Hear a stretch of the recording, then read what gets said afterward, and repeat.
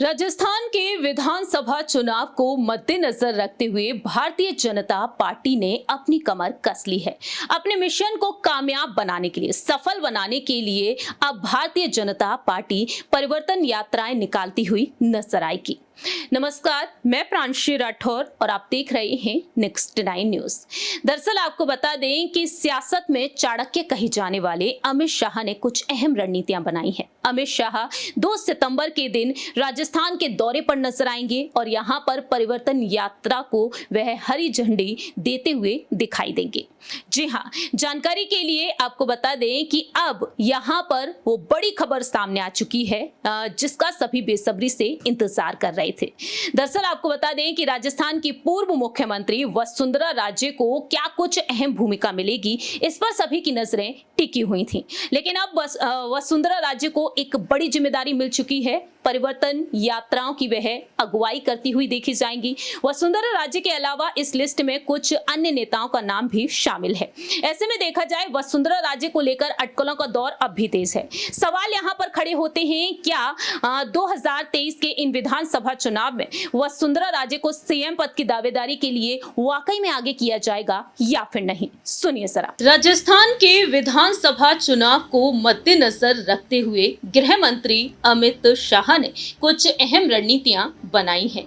जहां एक तरफ मध्य प्रदेश के विधानसभा चुनाव की कमान उन्होंने अपने हाथों में ले रखी है, वहीं दूसरी ही तरफ अमित शाह यहां पर भी जल्द एक बड़ा ऐलान करेंगे।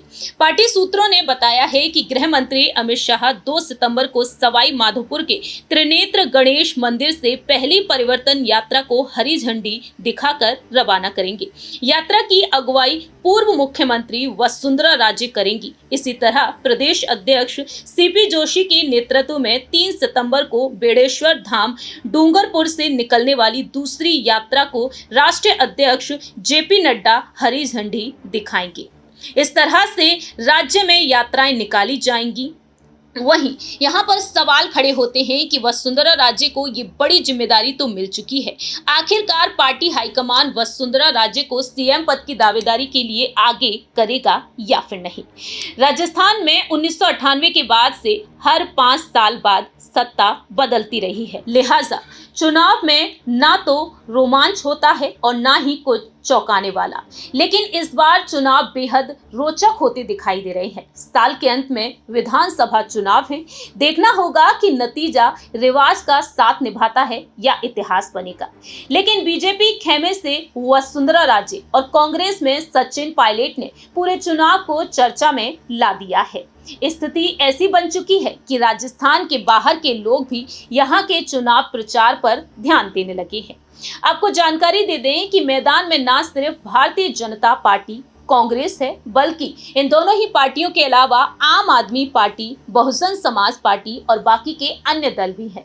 राजस्थान में बीजेपी को बहुमत दिलाने वाली 2 बार की मुख्यमंत्री रह चुकी वसुंधरा राजे खुद को मुख्यमंत्री का चेहरा घोषित करने की मांग फिलहाल कर रही हैं। इस मांग पर वह अड़ी हुई हैं। ये अहम दावे किए जा रहे हैं।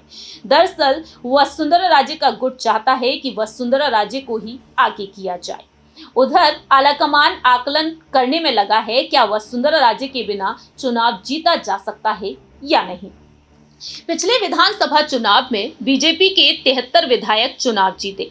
इनमें से लगभग आधे वसुंधरा राजे समर्थक माने जाते हैं। आलाकमान को डर सता रहा है कि अगर वसुंधरा राजे को हाशिए पर लाया गया तो वह घर बैठ जाएंगे और ऐसे में कहीं बीजेपी सत्ता की दौड़ में न बैठ जाए। बीजेपी आलाकमान का दूसरा बड़ा डर ये है कि त्रिशंकु विधानसभा की सूरत में वसुंधरा राजे के भतीजे ज्योतिरादित्य सिंधिया की तरह वसुंधरा गहलोत के हक में कहीं खेल ना कर दे। ऐसे में बीजेपी आलाकमान को ये 2 बड़े डर सता रहे हैं। दरअसल वसुंधरा राजे के गुट ने चेतावनी दी है कि अगर महारानी को मुख्यमंत्री का चेहरा घोषित नहीं किया गया तो वह अपने हिसाब से आगे का सियासी हिसाब किताब ध्यान में रखते हुए चुनाव प्रचार करेगी, यानी अपने समर्थक उम्मीदवारों के लिए प्रचार करेगी।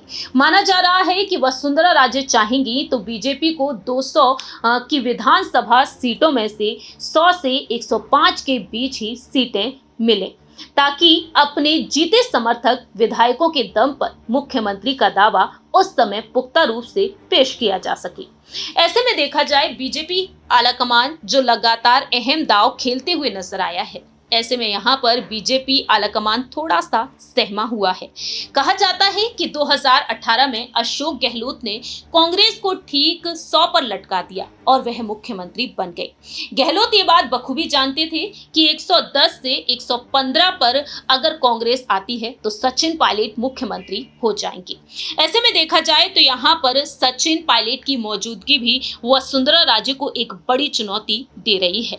बीजेपी के नेताओं का कहना है कि वसुंधरा राजे के साथ रहते हुए 135 से 140 सीटें आएंगी और अगर साथ नहीं रहती हैं तो 110 से 120 सीटें ही आएंगी। दोनों ही सूरत में कमल का राज होगा राज्य में।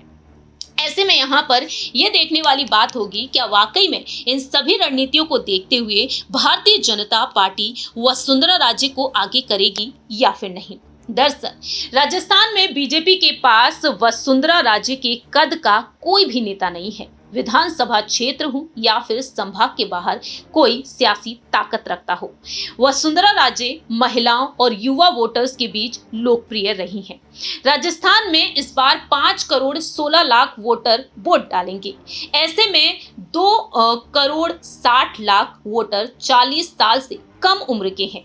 महिला वोट बैंक है लगभग 50% और कुछ सीटों पर तो पुरुषों के मुकाबले महिलाएं बड़ी संख्या में वोट देती रही हैं। जाट, राजपूत, गुर्जर आमतौर पर बीजेपी का वोट बैंक रही है। वसुंधरा राजे खुद को राजपूतों की बेटी, जाटों की बहू और गुर्जरों के समधन के रूप में पेश करती रही है।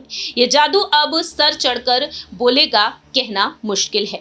ऐसे में देखा जाए तो वसुंधरा राजे को सीएम पद की दावेदारी के लिए वाकई में अगर आगे किया जाता है तो सवाल ये खड़े होते हैं, क्या कांग्रेस खेमे से एक बार फिर से अशोक गहलोत ही आगे किए जाएंगे या फिर सचिन पायलट? क्योंकि सचिन पायलट की घर वापसी के बाद बीजेपी को गुर्जर वोट बैंक की चिंता है। सचिन पायलट को CWC में शामिल किया गया है। ऐसे में भूलना नहीं चाहिए कि वसुंधरा राजे के शासन में विशेष आरक्षण मांग रहे 72 गुर्जर गोली का शिकार हुए, लेकिन वोट फिर भी बीजेपी को ही दिया गया।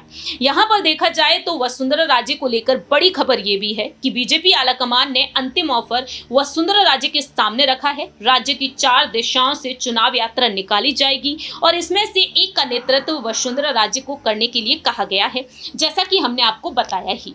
अब देखना दिलचस्प होगा क्या वसुंधरा राजे को यहां से अगर आगे किया जाता है तो वसुंधरा राजे क्या वाकई में जीत दिला पाएंगी या फिर नहीं। आपने सुना कि किस तरीके से वसुंधरा राजे को यहां पर राजस्थान के विधानसभा चुनाव को मद्देनजर रखते हुए पार्टी हाईकमान जल्द से जल्द कोई अहम फैसला सुना सकते हैं। फिलहाल पीएम मोदी के चेहरे पर ये चुनाव लड़े जाएंगे। देखना दिलचस्प होगा कि आखिरकार यहां पर कांग्रेस सत्ता में आएगी एक बार फिर से या फिर भारतीय जनता पार्टी।